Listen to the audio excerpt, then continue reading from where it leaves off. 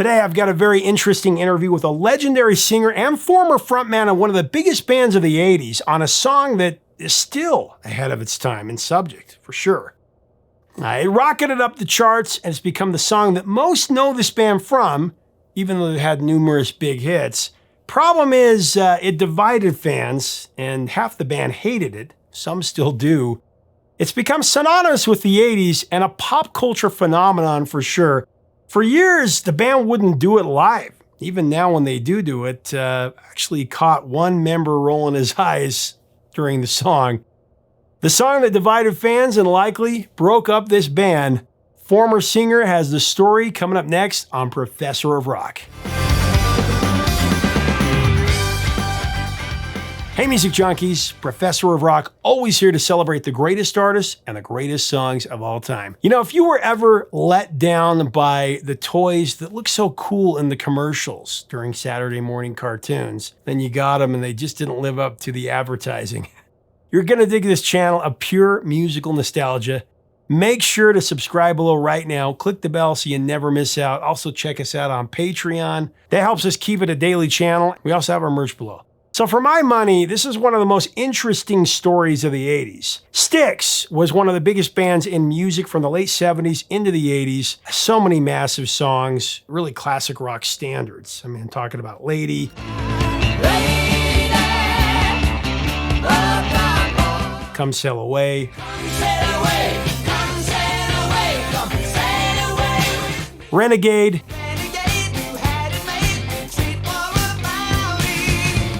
Blue Collar Man, Babe, you know it's you, babe. Whenever The Best of Times,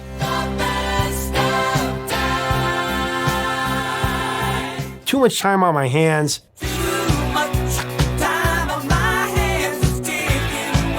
so many more. But by 1984, they were done, at least until the 90s. It was likely the experiences creating their 1983 rock opera, Kilroy Was Here, that really did them in. Form into fractures with my Phoenisana can of worms. With the pop culture phenomenon, Mr. Roboto, Styx broke through to a younger audience for sure.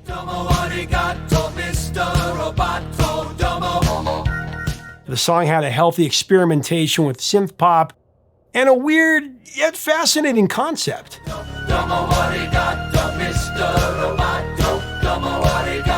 It pretty evenly divided their audience. And after the trying album session and a tour, Tommy Shaw quit the band, releasing a solo album.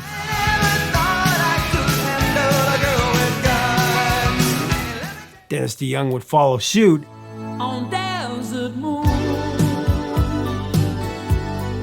Then in 1990, Styx would reunite, bringing in Glenn Burtnick as the new guitarist, as Tommy Shaw was part of the supergroup Damn Yankees at that moment.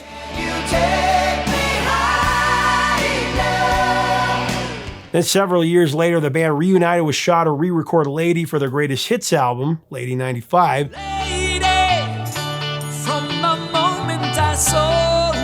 Then they would release a new album, Brave New World, that dropped in, I believe, 99.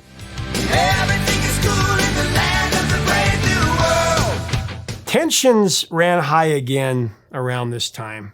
Styles clashed, and Dennis DeYoung and Styx would then, in fact, part ways. From that point on, Styx would not play a full version of Mr. Roboto for a long time. A few years ago in an interview, Tommy Shaw said, and I quote, I'd really like to play Mr. Roboto, but there's just so much baggage that we had to go through when we made that record. It ultimately led to the band breaking up, but I actually liked that song. I just didn't like the experience of making that album, end of quote. Dennis DeYoung has said in past interviews that he felt that the band hurt its legacy by distancing itself from that song.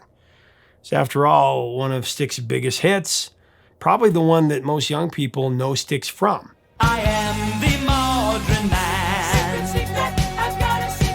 Now, I had the opportunity to interview the grand spectacle himself, great storyteller, Mr. Dennis DeYoung, about creating Mr. Roboto, as well as the concept behind the music video and its impact on our culture. Big one. So let's get into it. As we do, I do want to thank our sponsor, Zenni Eyewear. My opinion, these are the best glasses on the market. They're cost-effective, they're stylish, You get to design your own pair, add cool features.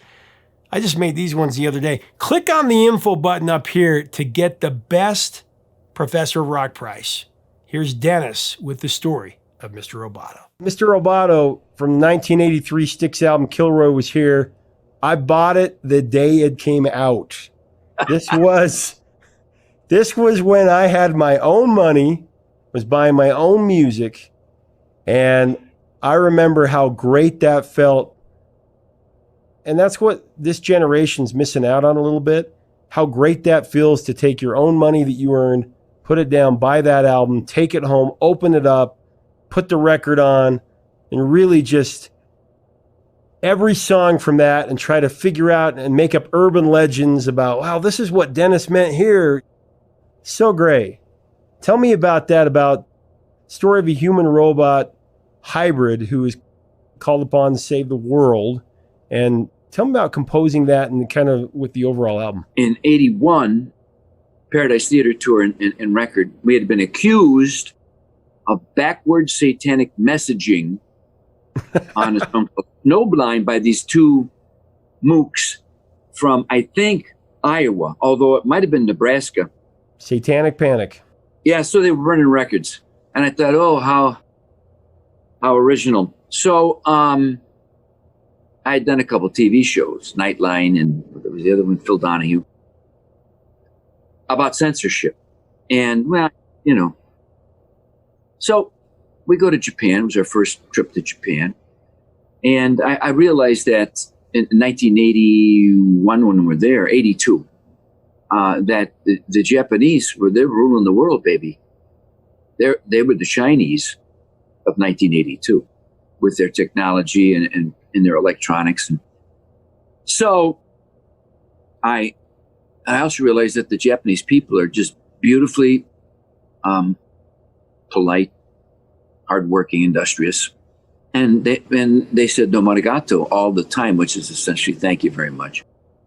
So, and then while I was there, somebody said the name for robot in Japanese is Roboto. That's how they say it.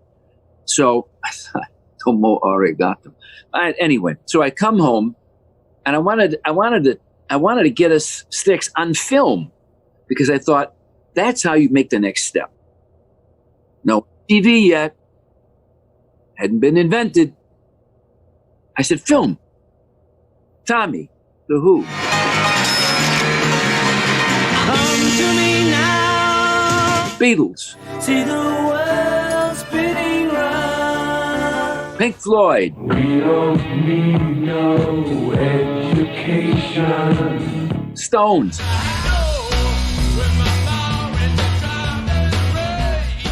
Get on film.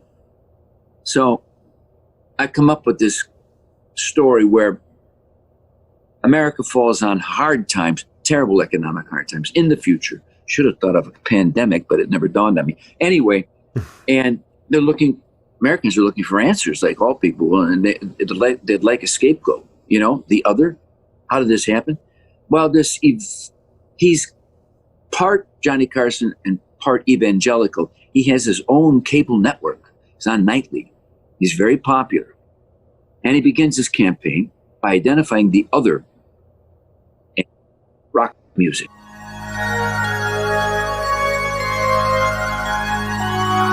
He said that began the decline of American culture. So he's very influential. He gets rock and roll music banned. And this guy Kilroy, who's in a band called Kilroy. I'm not a robot without emotions. I'm not what you see. Decides to challenge the law, the first one. They're not the biggest band. They're just a band. And so they challenge the law. I've got the secret I've been hiding. And the night it happens, Dr. Everett Righteous, which is this character's name, has a group of bodyguards called like Nazi stormtroopers a little bit, you know, the armbands and the red and the black, and their group's called the Majority for Musical Morality. This was written in 1982. They make sure that one of the protesters to the concert is killed, so they can frame Kilroy for murder. So they accomplish it. They send Kilroy to prison, where rock stars are now being incarcerated. And the prison is guarded by Japanese robots called Mr. Robotos. That's essentially the premise. And then this young kid named Jonathan Chance comes along, and he wants to bring back rock and roll. And, it's as the hero, like, oh, here's the guitar, I pass it to you. Anyway, I needed a song that there was going to be a 12-minute movie. Did you ever see the show? You were probably too young to see the show. The concert starts with a 12-minute movie by Brian Gibson, may he lay in peace. Stephen Goldblatt, Oscar-winning cinematographer, shot it. This is before he was Stephen Goldblatt, and tells the backstory. Now, what I need is a song that's going to go from the end of the story to live action on the stage, where the concert and the story will continue. Mr. Roboto, thank you very much, oh Mr. Roboto. I write Mr. Roboto, not as a single, not as a hit record, just explaining the premise so you can go from the movie to act one, scene one on the stage.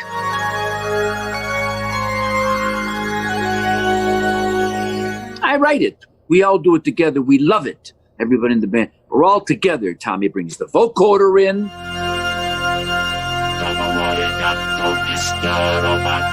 Not me, that's him, right? And we're having a ball doing it because we're going to do something we've never done before. This is different. You're wondering who I am. Secret, secret, I got a secret. So we do it. And time for a single. And people said, man, Mr. Roboto, that's a hit record. It's so catchy. It's so... Blah, blah, blah, blah, blah. I said, what are you talking about? See, I don't know nothing. Remember I said nobody knows nothing? That is not a hit single. I said, you tell me at the end when I'm yelling, I'm Kilroy. I'm Kilroy! Kilroy! Kilroy! What? Why did he do that? How does that make any sense? So people kept up, and I said, no, it's record company. That's pretty catchy.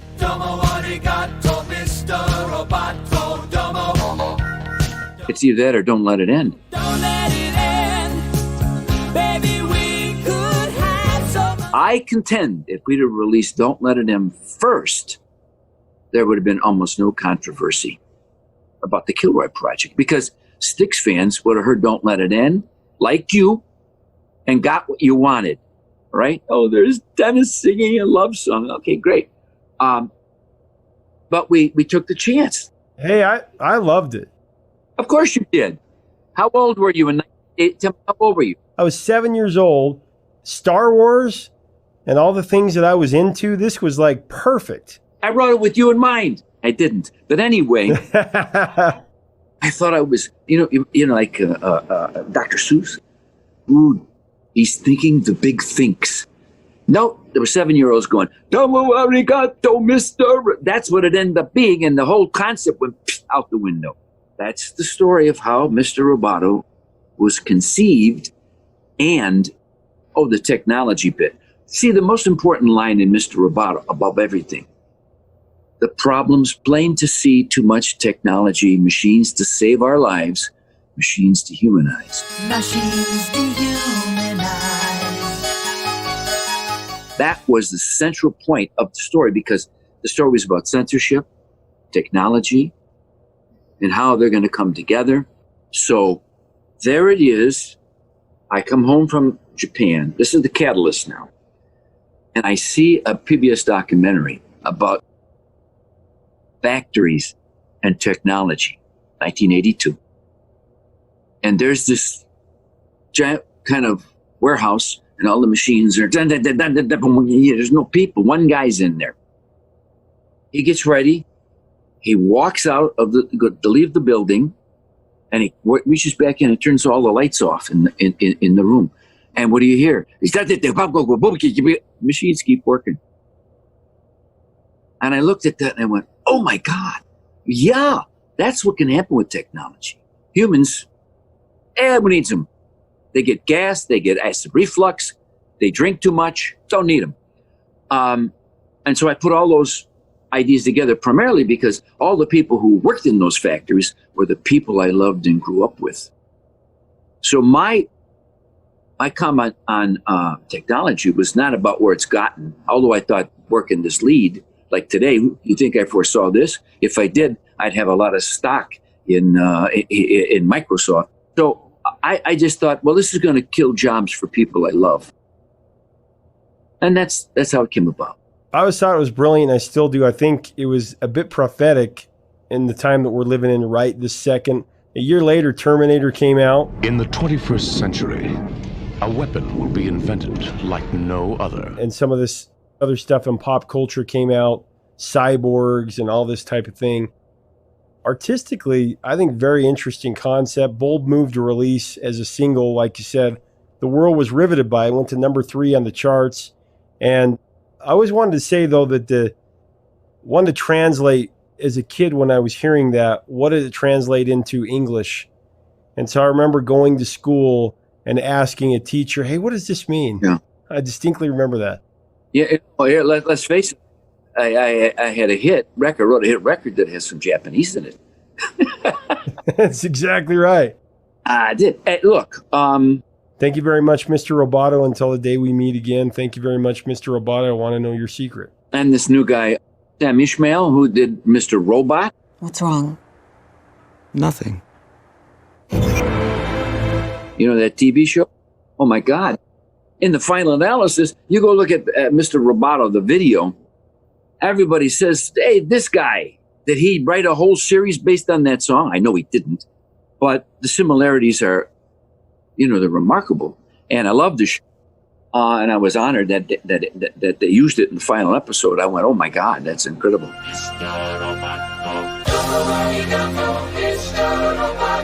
But look, nobody knows nothing. If it's up to me, that had never been a single. Well, and you wrote a line that you didn't even know at the time or aware that would become, like Frankie said, relax.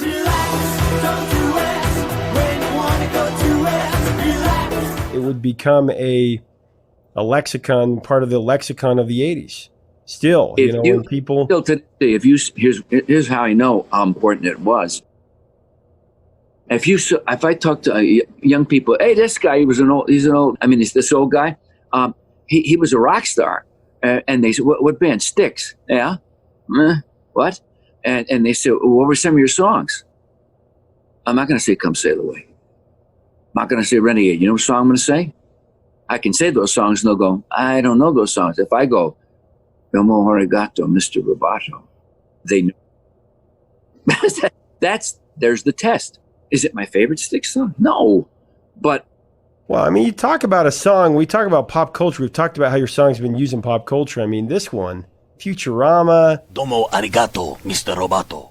Simpsons. Domo arigato, Mr. Roboto. You can do it, Otto. 8 Crazy Nights. Domo arigato, Mr. Roboto. Domo.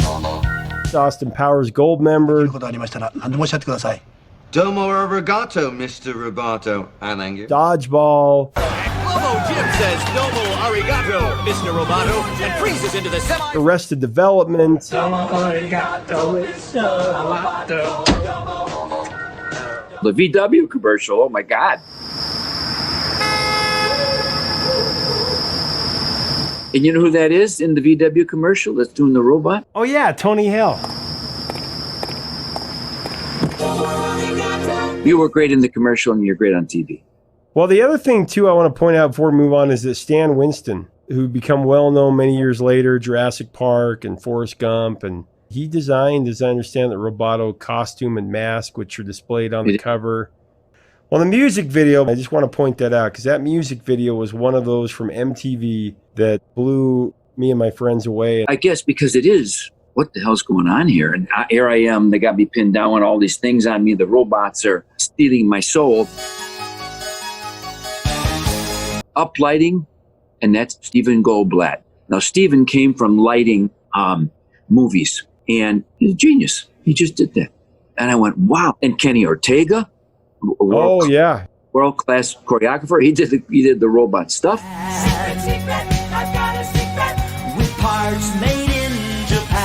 So, look, a lot of really very talented people.